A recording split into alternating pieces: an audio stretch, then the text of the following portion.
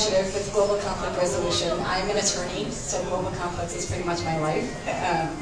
And I've always been involved in delegations internationally regarding these issues. I've been on delegations to the Middle East and other parts of the world. In the Middle East, it was regarding the Israeli-Palestine conflict and how we can use economics to lead to peace.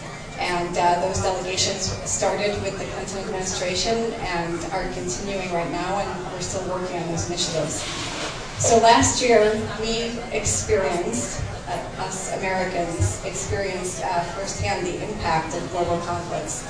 We had ISIL and ISIS, the Ukraine issue, and one that's really near and dear to my heart is right here in America. I think that Americans think of global conflicts as those conflicts that happen, overseas and past the oceans. But in the past year, we've seen that there's a conflict right here in America, and that's race and injustice.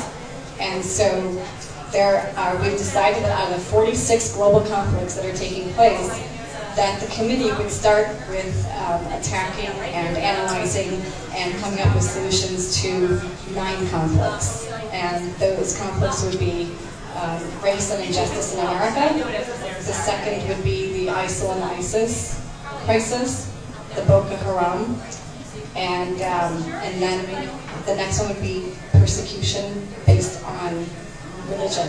There's persecution of Christians by Muslims, there's persecution of Muslims by Christians, there's persecution of Jews by Muslims. Exactly. That's not true. So we thought that we would address these issues and see what really leads to this persecution, because definitely those 3 faiths don't espouse those types of philosophies.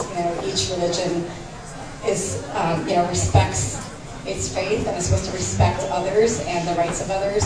And so why does this persecution happen? So our committee is really a think tank based committee.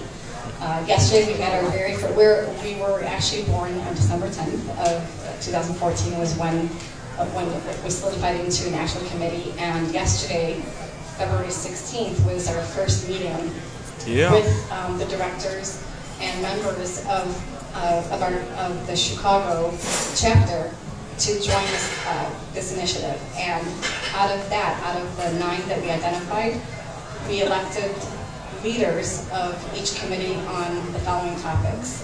One is Ukraine. Rachel Dalton, I don't know if she's here,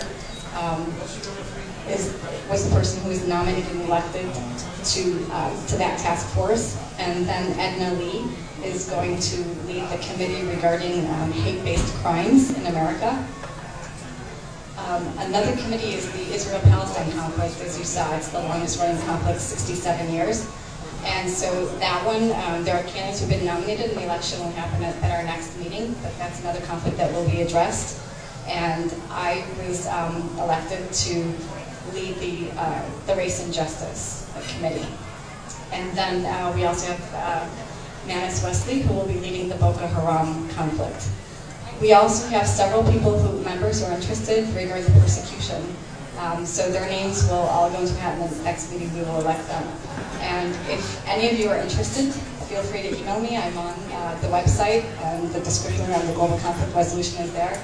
And be prepared. This is not something about planning events or planning fun things. This is a think tank where you would put together a group of people who are interested in addressing these issues, analyze them, perform research, and then our next step would be to get experts in the field.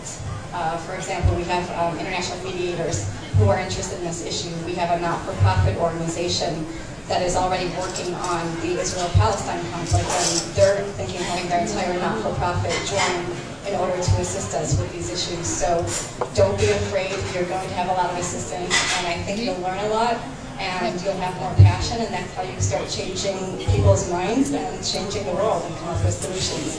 The research papers at the end will be submitted, and then will be sent to the UN in Washington, and if they are approved there, they'll go to the UN in New York, and then hopefully they'll go to the international UN, and so your participation may actually lead to change.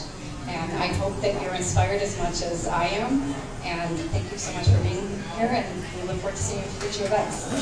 Thank you.